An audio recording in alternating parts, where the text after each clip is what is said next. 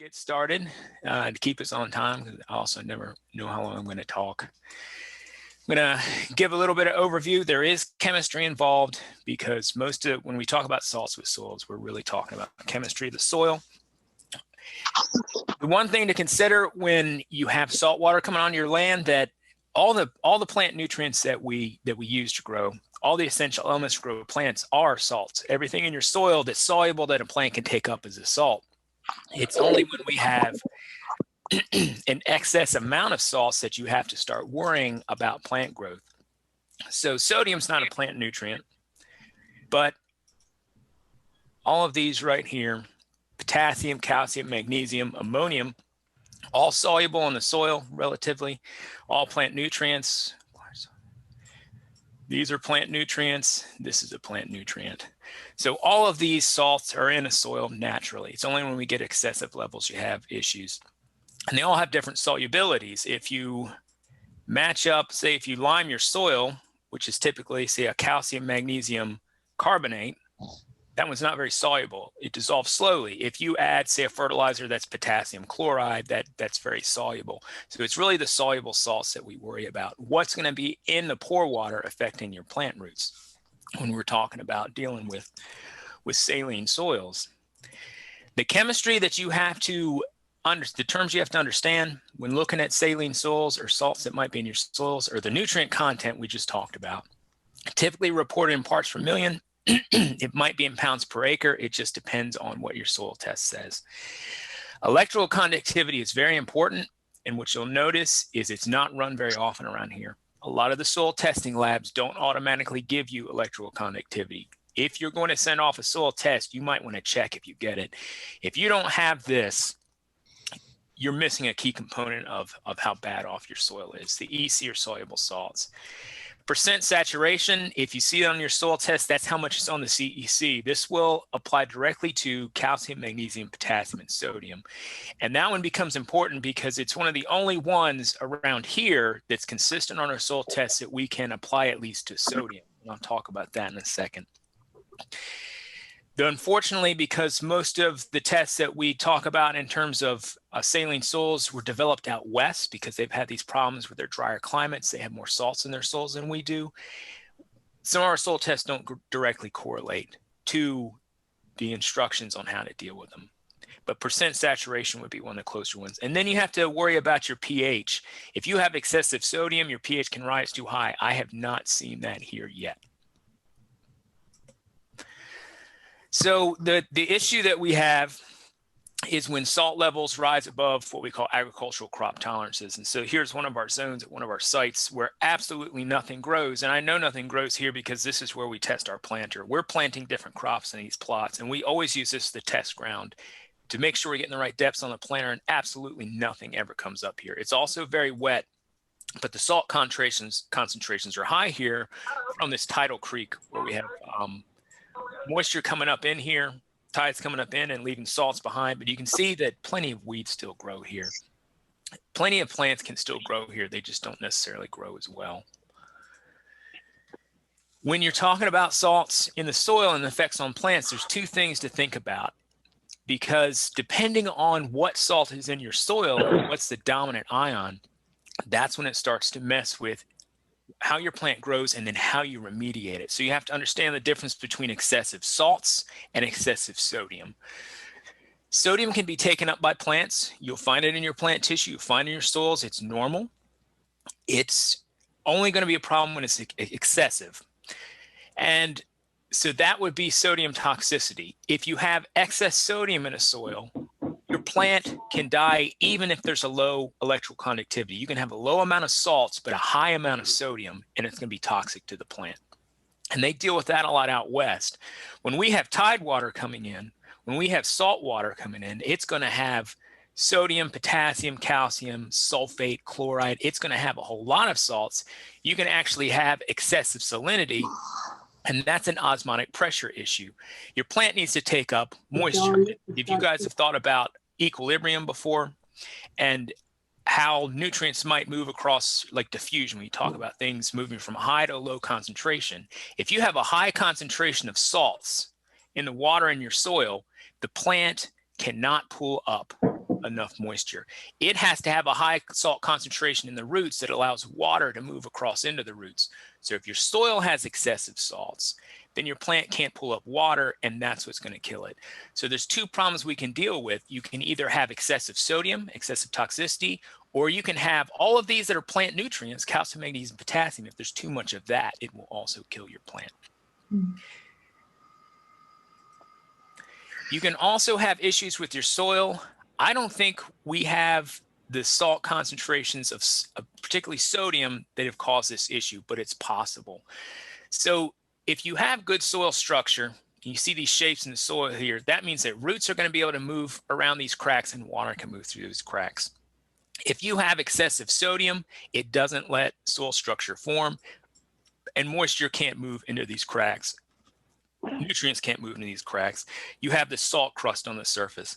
This is an issue more out west than here. I haven't seen the problem here yet, but we also haven't put out infiltrometers to test how the water is moving through the soil yet.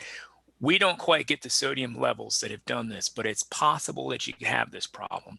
You would have excessive salt. Excessive sodium is what's going to do this. One of the ways we clear this up is adding gypsum to these soils, and I'll talk about why that might be a problem here in a minute. This is how they classify saline soils. This is from all the work that's been done out west and in drier climates. So we're trying to apply it here, but we have a different issue than they do. When we were talking about tide water coming in or hurricanes blowing in tides, it's not the problem they have out west. It's just dry and their salts don't move down to the soil. They can come up with evaporation. So the first one they're going to call saline is just excessive salts. It doesn't matter what's in there. You just have a high EC, high electrical conductivity, a whole lot of salts. Then there's sodic, which means you have high sodium. Excessive sodium on the CEC, you might not have a high EC. The salts might be low, but so much sodium in there is killing the plant. It's toxic. And then saline sodic means you have a lot of salts and you have a lot of sodium. The only way we know this is by taking a soil test. If you've never taken a soil test, what you're really going to be concerned about, there can be salts down deeper and your roots could hit them, yes, but your problem is germination. When you have put a seed in the ground and it's trying to pull water in, and it's a young plant with a very limited root system, you need to be concerned about the upper 6 inches, and especially us, we don't have that.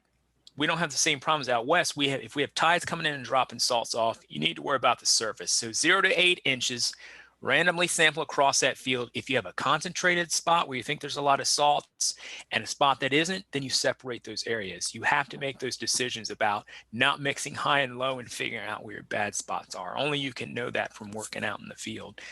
We have regional testing labs. Penn State has one, UD has one, AgriLab in Delaware, Waypoint in Virginia. There's a whole list.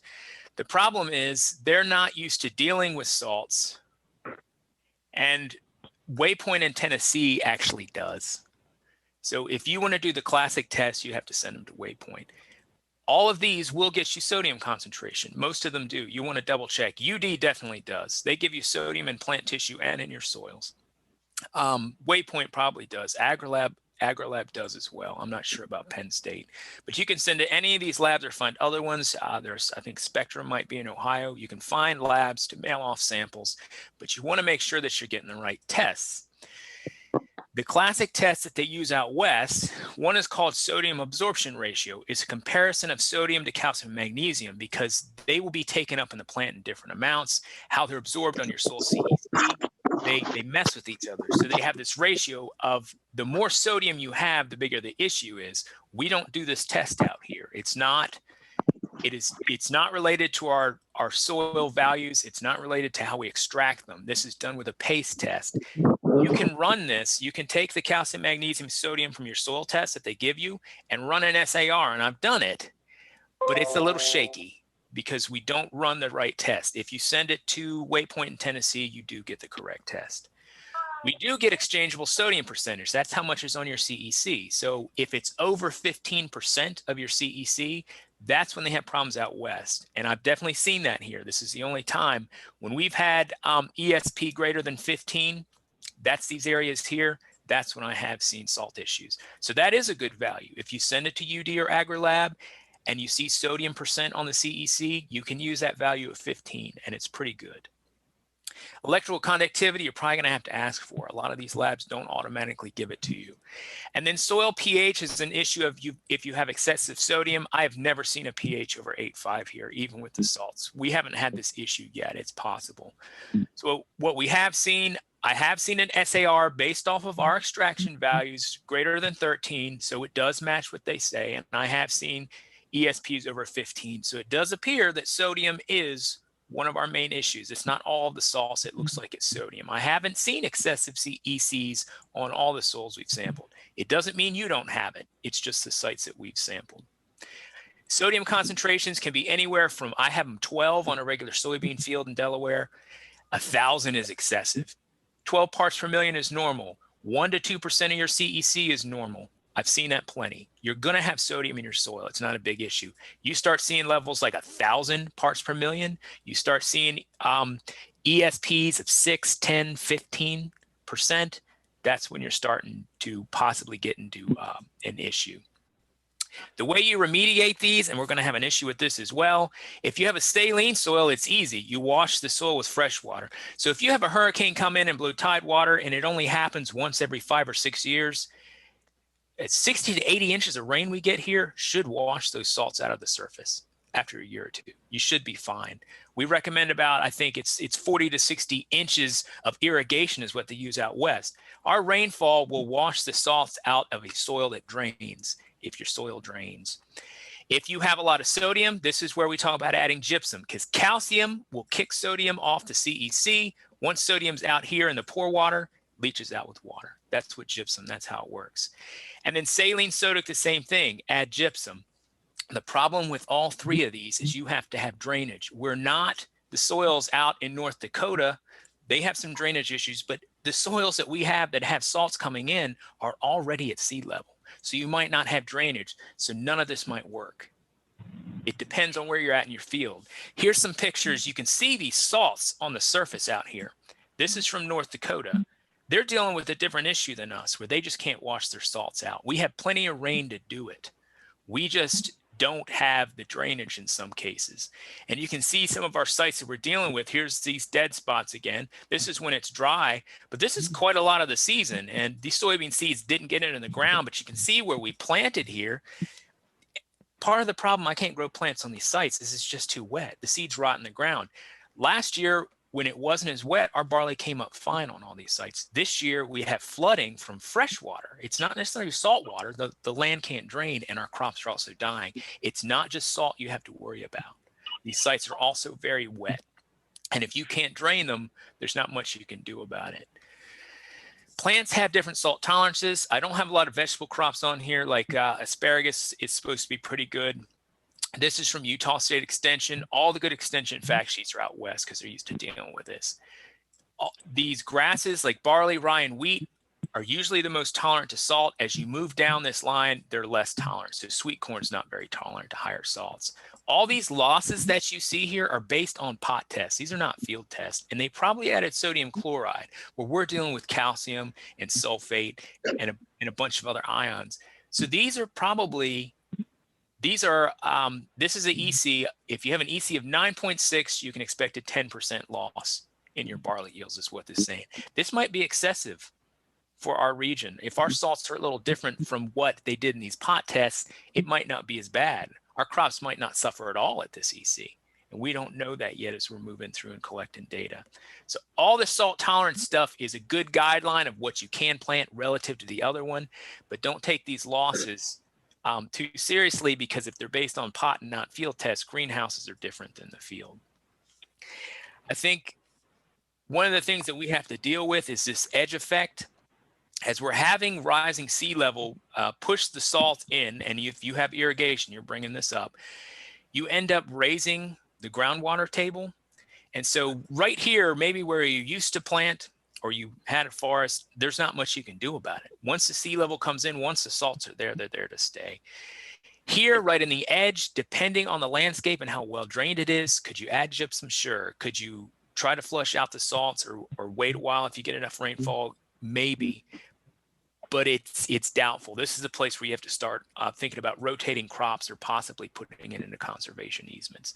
Up here, the further upslope you are, if this region is probably more than likely going to receive some kind of stormwater surge. And at that point, that's when you have to start thinking gypsum might work here. But you have to have a soil test to figure that out and think about your drainage. So we do have a website set up.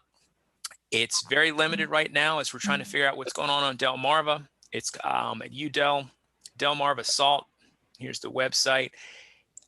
For salt remediation, I have put up some of the fact sheets from across, and you see they're all out west, Texas, Utah, Idaho, Washington, Oregon, North Dakota. I've selected some out there that you can go through if you need to read and think more about some of these tests. But you can see in this field right here, it's a problem, but there's plenty of growth depending on the year. There's a lot of variability at these sites that we have to deal with. So if you have any questions, you can always email me or contact me in any other way. You need to have a soil test before we can even determine what your problem is, though.